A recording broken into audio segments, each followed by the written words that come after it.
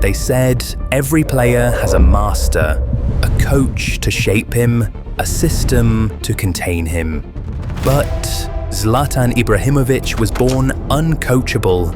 You want to play with fire, I'll bring you fire, but I will burn you.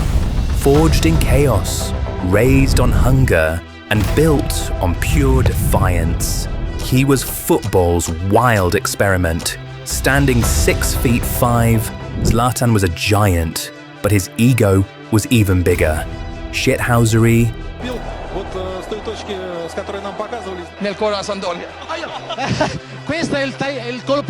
trash talking, You're even more ugly in television than reality.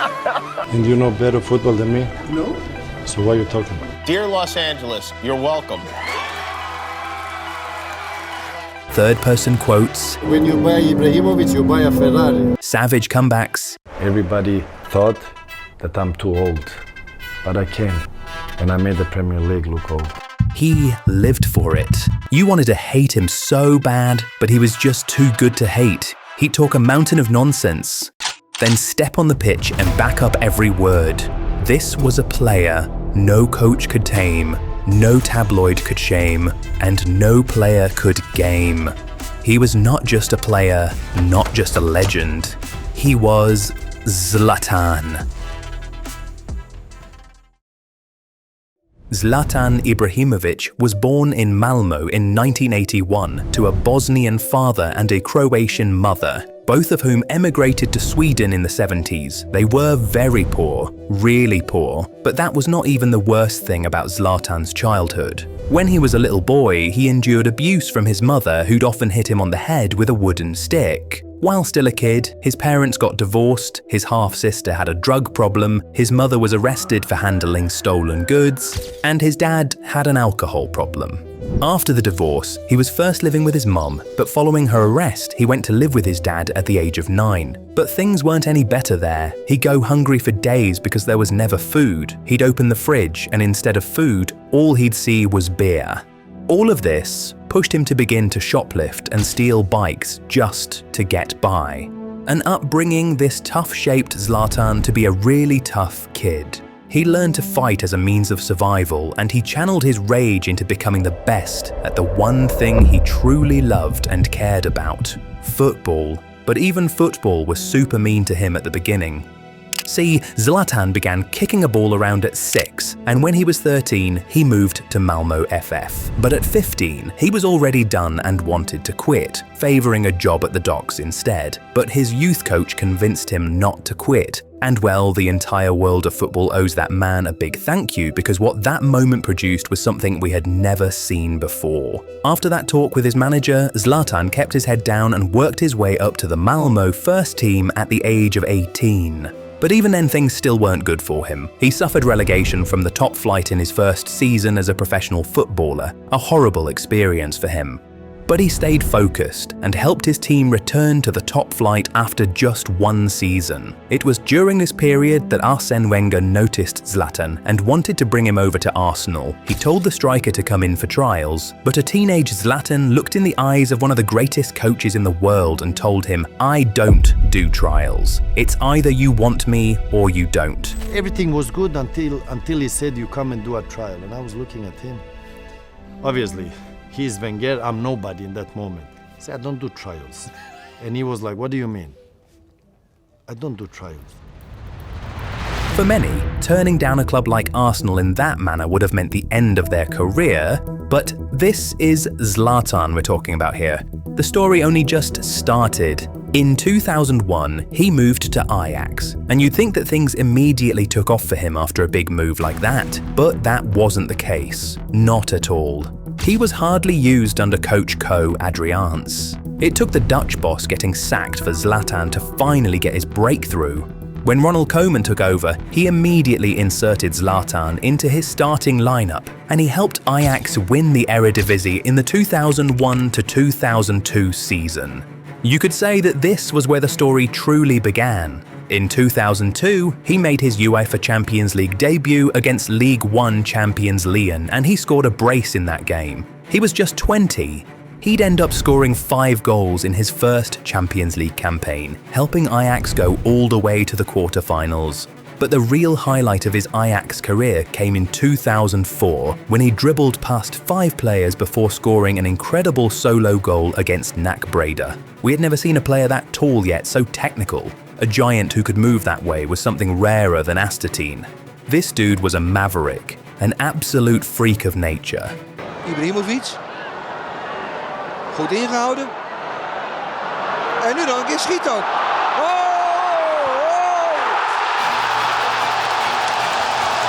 Maradona! But what we didn't know was that we hadn't even seen half of it yet. That year, Zlatan made a step up, moving to Italy to join Juventus. In his first season for the club, he was directly involved in 28 goals in 46 appearances across all competitions. He helped Juventus win the Scudetto, which was later taken from them due to the Calciopoli scandal, and he also helped them reach the quarter-finals of the Champions League. After that successful season, reporters said that Real Madrid were ready to pay 70 million euros for Zlatan. That amount in 2005 was crazy, but everyone believed it because it was Zlatan. But it was later revealed that that was nothing more than a publicity stunt to help boost the market value of the Swedish striker. Yeah, typical Zlatan Ibrahimović. Anyway, following Juventus' relegation to Serie B as punishment for their involvement in the Calciopoli scandal, Zlatan closed his Juventus chapter permanently, but he loved Italy so much, so he remained there, making a move to Inter Milan, a club he claimed to have supported when he was younger. To be honest, he didn't act like a boyhood fan of the club, but we'll get to that later. Anyway, he spent 3 years at Inter and they were all really good. In his first season, he was directly involved in 24 goals in 36 appearances across all competitions, and he helped Inter win the Scudetto with a record 97 points. In his second season, he was directly involved in 31 goals in 34 appearances across all competitions, helped Inter successfully defend the Scudetto, and was named Serie A Player of the Year. He was at the peak of his powers at this point, and he continued to get better on the pitch, but his decision-making off it ruined him. You'll see what I mean in a bit. But in his third season at Inter Milan, Zlatan helped Inter three-peat the Scudetto. He won the Capocannoniere as the league's top scorer, and he was named Serie A Player of the Year again. After having conquered Italy, Zlatan decided to try something new. It was a good idea, but his timing was just super awful. In 2009, Zlatan joined reigning UCL champions, FC Barcelona. They were the best team in the world, so it looked like the best decision for his career, but it was probably the worst. He actually started brilliantly in Spain. He made history by becoming the first Barcelona player to score in his first 5 La Liga games for the club. After 7 league games, he was already on 7 goals and was topping the charts. But he picked up a thigh injury which sidelined him for 3 weeks. But on his return, he came off the bench and scored, against Real Madrid no less. And that began a run of 4 straight league games of scoring. He'd also go to the Champions League where he scored both Barcelonas against Arsenal in the quarterfinals. He was just unstoppable. But in March, everything started to slowly crumble. First, it was a red card against Almeria, which forced him to serve a 1-game suspension. He returned and scored in 3 straight league games. But then, during warm-up ahead of a game against Athletic Club, he picked up another injury. This sidelined him for 4 games, including the return leg against Arsenal in the Champions League. After he returned from injury, it was like he lost his touch. He scored just 1 goal in the last 7 games of the season, and could only watch as his former club Inter Milan knocked Barcelona out in the semi-finals of the Champions League, and went on to win the trophy and even complete the European treble. Zlatan had never won the Champions League. He moved to the reigning champions hoping that would help him win it, but the season he left, his former club won it. And that defeat to Inter Milan had much bigger consequences. In the aftermath of the loss, Zlatan yelled at Pep Guardiola in the dressing room, telling him to go to hell and that he had no balls. According to him, Pep didn't say a word to him, he just left the room. But well, we're sure Zlatan himself knew that that was the end for him at the club. Next game, I'm on the bench. Second game, bench. Third game, bench. Fourth game, bench, and then I started to make noise. But I noticed it was not about me performing anymore. It was, I think, my opinion, he felt offended for me saying to him I needed more space, I said, you want to play with fire, I will bring you fire, but I will burn you. According to Zlatan in his autobiography, Messi started to demand to play down the middle instead of on the wings, so Zlatan had to be sacrificed. All these factors meant an early exit for Ibrahimović. So that summer, this same dude who claimed to be a childhood Inter fan moved to AC Milan on loan. Upon signing, he said he made that move to win the Champions League with Milan. Well, not to spoil the story for you or anything, but he never did that. In fact, the season he left Barcelona, the Catalan Giants went on to win the Champions League once again. So, to break it down for you, the season before he joined Barcelona, they won the Champions League. Then he left Inter to join Barcelona, and that season, Inter won the Champions League. He then left Barcelona to join Milan, and then Barcelona won the Champions League. Mind you, Milan themselves had won the Champions League just 3 years before he joined the club. That trophy just didn't want anything to do with Zlatan. But all the other trophies? Yeah, he was stacking them up like infinity stones. He won the Scudetto and the Golden Boot with Milan, and then he moved to France to join PSG in 2012, becoming the club's first big signing under the new ownership, Qatar Sports Investment. That season was incredible. He became the first player to score for 6 different clubs in the Champions League, finished as Champions League top assist provider and League One top scorer. He also became the first player to hit 30 goals in a single League One season in 23 years, was named League One Player of the Season, and ultimately helped PSG win the league title for the first time in 19 years. He was the one who began this current PSG dynasty. He left in 2016 as the club's all-time highest goal scorer and having won 12 trophies. Now, bear in mind at this point, he was 34 years old, so when he was set to leave France, everyone said should be looking to retire soon. When was linked with a move to the Premier League, everyone said he was too old for such a tough and physically demanding league. Well, in his own words, he made the Premier League look old. Everybody thought that I'm too old, but I came and I made the Premier League look old. Zlatan moved to Man United in 2016 and absolutely cooked. He scored 17 goals in 28 Premier League appearances to become the oldest player to score at least 15 goals in a single season in the league. That season, he was so good that he was nominated for the PFA Player of the Year award. He was directly involved in 38 goals in 46 appearances across all competitions, helping United win the Community Shield, the EFL Cup, and the Europa League, the club's last European trophy till date. That, as well, was Zlatan's first and only piece of European silverware in his entire career. He'd later become the first player to represent 7 different clubs in the Champions League when he played in it for United in 2017. Shame he never got to win it. Anyway, after a brief but successful stint in England, he moved to the MLS to join LA Galaxy at the age of 36. How did he announce himself to the US? This dude took a full page in the LA Times, and all it said was, "Dear Los Angeles, you're welcome." What a guy. But if you think that explains his ego and arrogance, you haven't seen anything yet. A whole chapter dedicated to that is coming. Anyway, his time in the US was excellent. He absolutely dominated the league with all sorts of amazing goals. Considering his age, everyone thought he'd retire in the US, but he didn't. When he had had enough of the Hollywood experience, he returned to Europe to rejoin Milan at the age of 38. Would he survive at the highest level at that age? You bet he would. See, Milan hadn't won the Scudetto since he helped them win it in 2011. He returned and helped them win it once again. While he was there, he reached 300 career goals in Europe's top 5 leagues, becoming the first person in the 21st century not named Ronaldo or Messi to achieve that feat. He'd finally say goodbye to the sport in 2023, but he made sure not to leave before sealing one last record, becoming the oldest player to score a goal in the history of the Serie A, doing so at the age of 41 years and 166 days.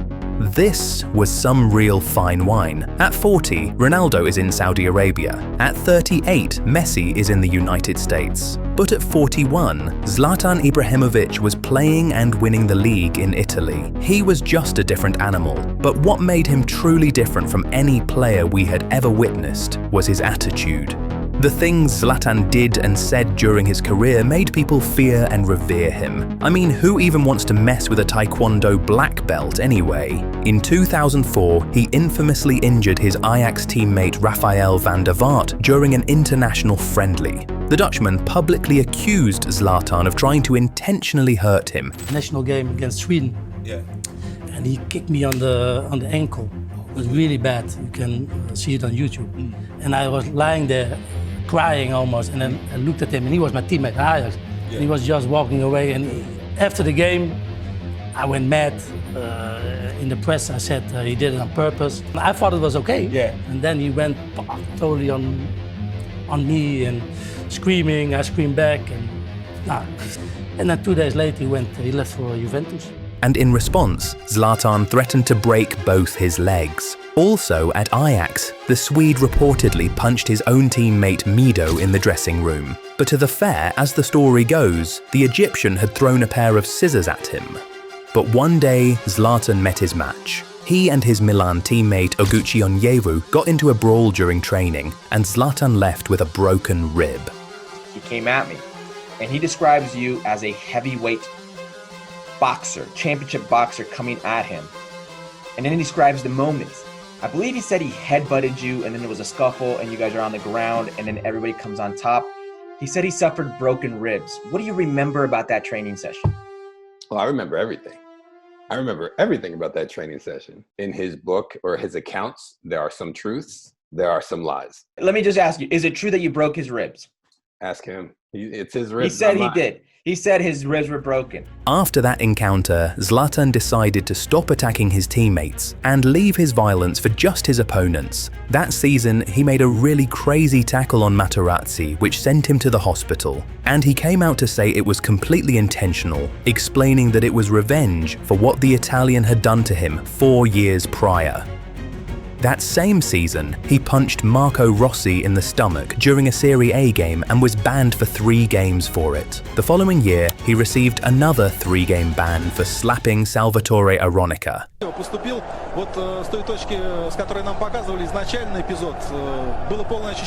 He took this behavior to America, slapping Michael Petrasso in the head for inadvertently stepping on him during an MLS game in 2018. Then the following year, he grabbed the neck of NYCFC's goalkeeper, Sean Johnson.